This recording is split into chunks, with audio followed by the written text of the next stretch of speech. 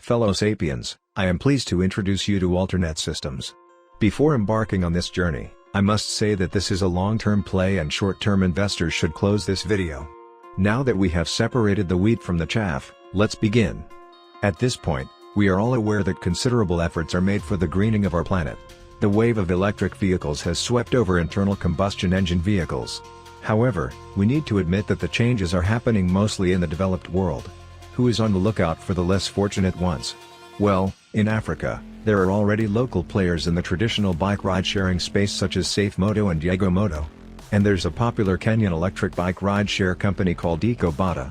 Add in the mix Alternet, who has also been taking a stab. The company had been focused on managing its portfolio of lithium technologies and energy storage applications for the military. Recognizing an underserved market need exists in Sub-Saharan Africa, Alternet has shifted its business strategy to electric mobility. The company has developed the ReVolt Electric Motorcycle, based on the BMW R71 frame.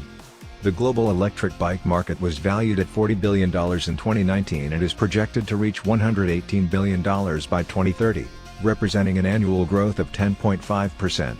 The rationale of Alternet revolves around penetrating the ride-sharing industry in Africa, which was recognized as a growth market by Uber in 2020. And how does motorcycle fit in ride-sharing?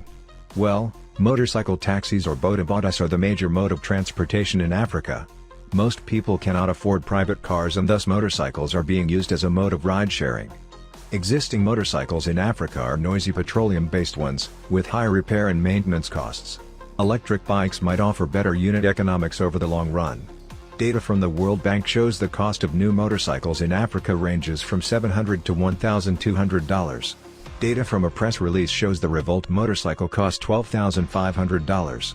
Quite steep, I thought at first. If they can offer a payment plan, that would help ease the switching costs. Apparently, all their 200 pre-orders sold out pretty quickly. The company has made a commitment to deliver over 2,000 motorcycles in East Africa, to be used as ride-sharing vehicles.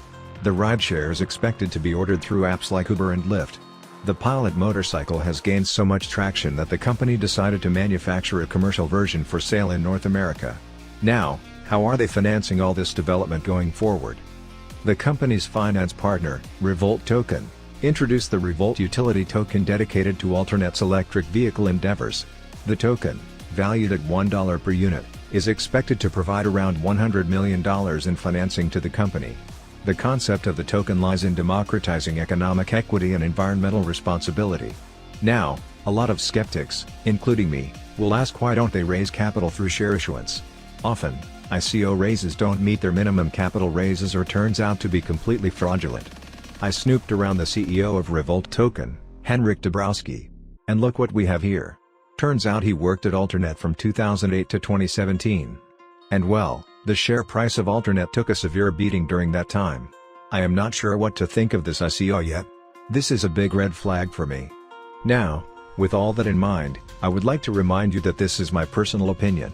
It should not be construed as financial advice.